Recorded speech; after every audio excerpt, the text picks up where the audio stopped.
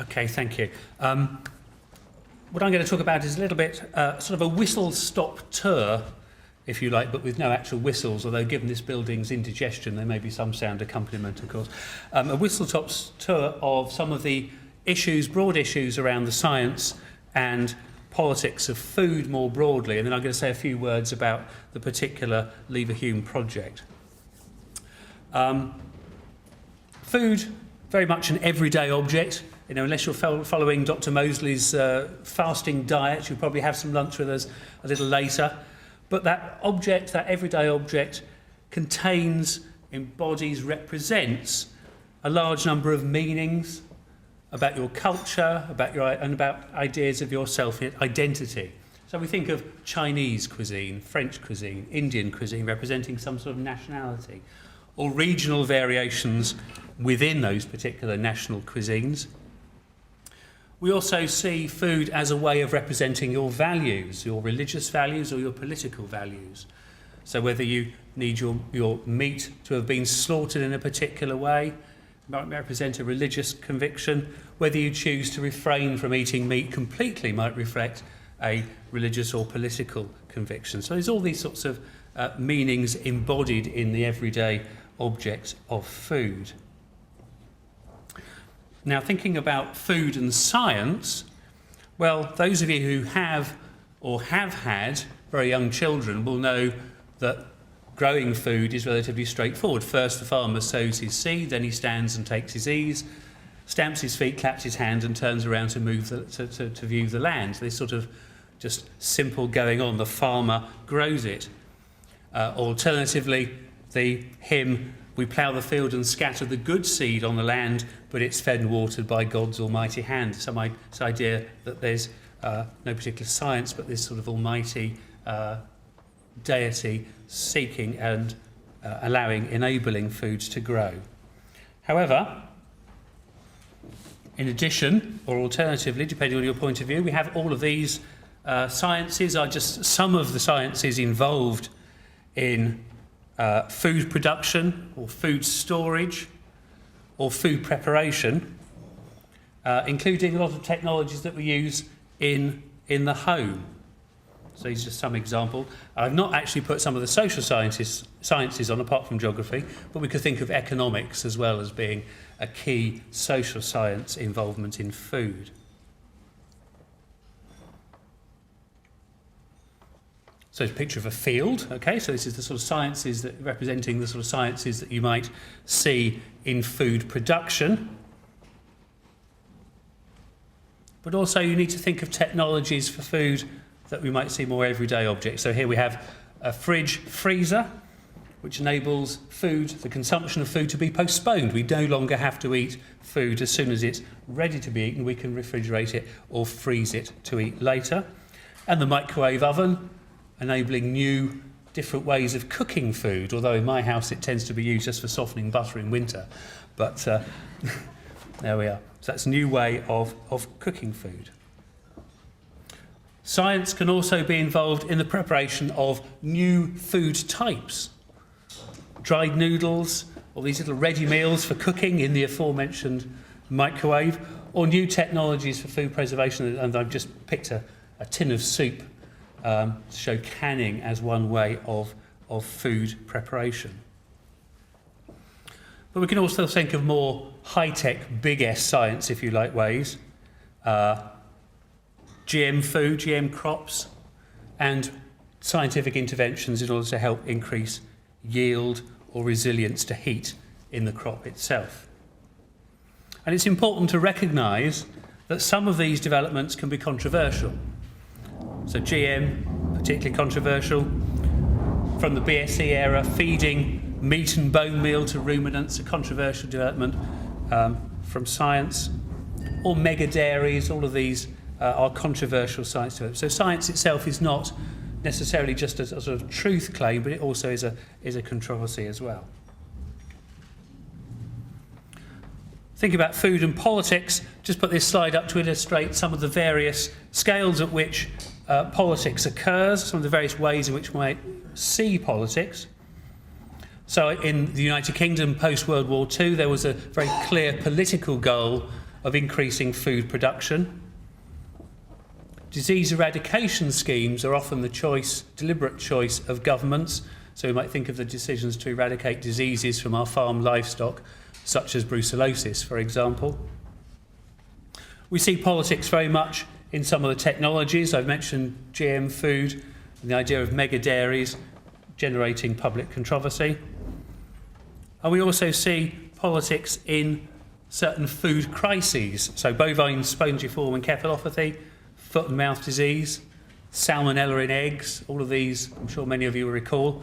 Salmonella in eggs is a particularly interesting one, I think, because as far as I cannot find any other examples of a minister who was obliged to resign for telling the truth. But nevertheless, perhaps that reflects some different sort of politics. But politics is also present in much lower level questions, if you like, or what some people might see as lower level questions. Issues about food waste reduction has a political component. Our national debate currently around levels of obesity and what we should be feeding our children, what we should be eating ourselves. And questions about what sort of labels should appear on food itself to give us the information that we might desire in order to make healthy food choices, or to know when we should discard a particular food product.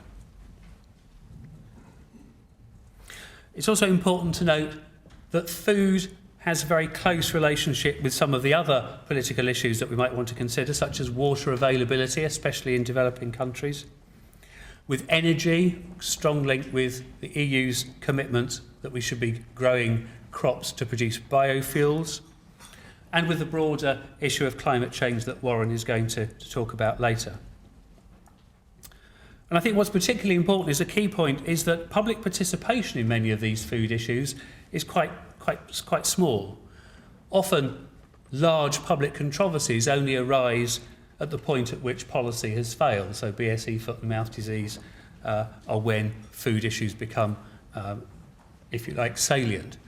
I've been desperately trying to find a cartoon of the sort of the bovine branch of UKIP, so complaining about all these horses coming over here taking our jobs, but I couldn't find one that didn't include any sort of post-watershed language, so I've left that out. But the sort of horse meat scandal, another idea of a public controversy.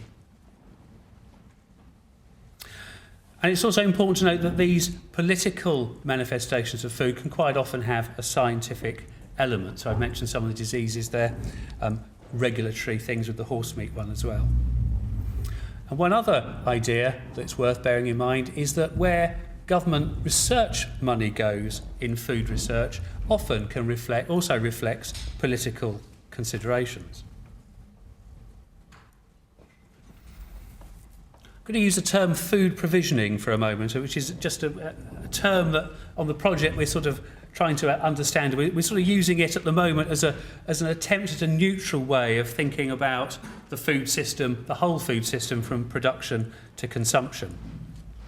And I want to say a little bit now about a debate around different framings of food provisioning, about food security and its alternatives. So if you think about food security,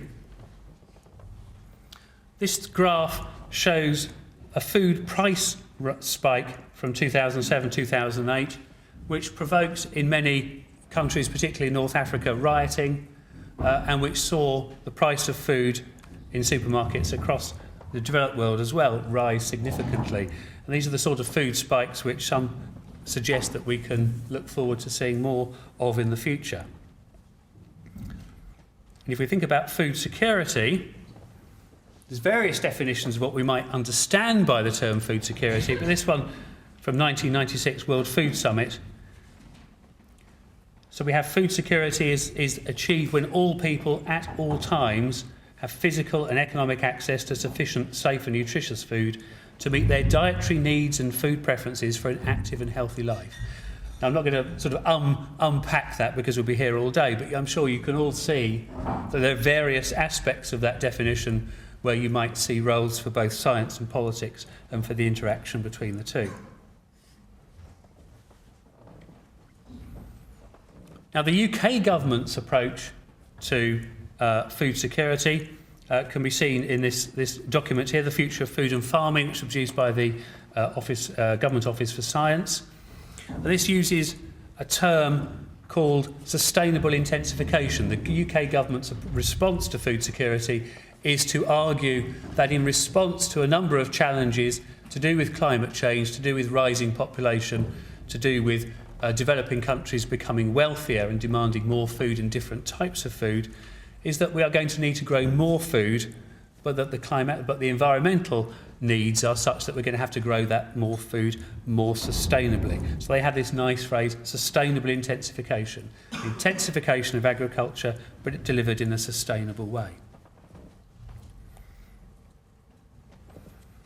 Part of that is that government and research councils in Britain are providing funding for food security, or research that's branded as food security.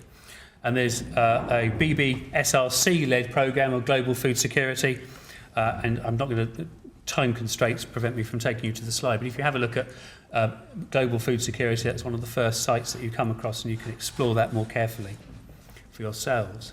Thinking about the public here, public participation in this is quite limited. It's largely an elite discourse, global food security, but the Global Food Security Programme does have some elements of public engagement activity, but currently they seem to be quite low level at the moment. But food security is not the only way of thinking about and framing food security, or food provisioning I should say. A couple of reports that are quite interesting. The one on the left, Global Food Waste Not Want Not, is from the Institute of Mechanical Engineers, and you can see sort of some big politics here. They're talking and emphasising in that report the problem of waste at different levels.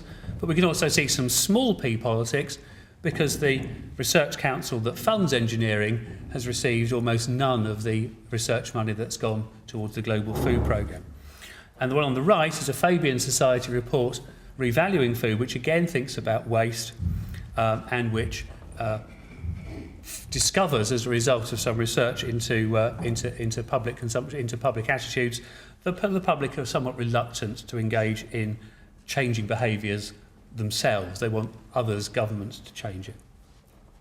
Okay. We can also think of alternative framings around dietary change and eating more sustainably. So one of the ways in which we could improve or reduce food waste, if we eat less meat, we don't require so much land to give over to livestock production.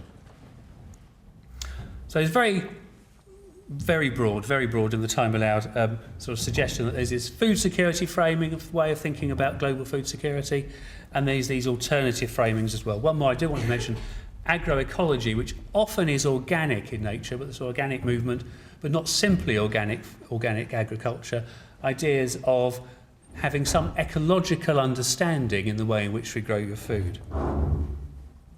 Some very brief conclusions. I hope it's become clear that food is a complex subject which embodies both aspects of science and politics and the interactions between them. I think it should also be clear from some of the examples that I gave of case studies that food policy controversies cannot, on the whole, be solved by science alone. And in thinking about food provisioning, food security is very much a dominant framing in both policy and also in research. Much of the research through the Global Food Security Programme is going to big S science projects. And our project within the Leverhulme programme, one of our aims is to explore the small p politics of adopting the food security label in some of these scientific research agendas, and we hope to take that forward. Thanks very much indeed.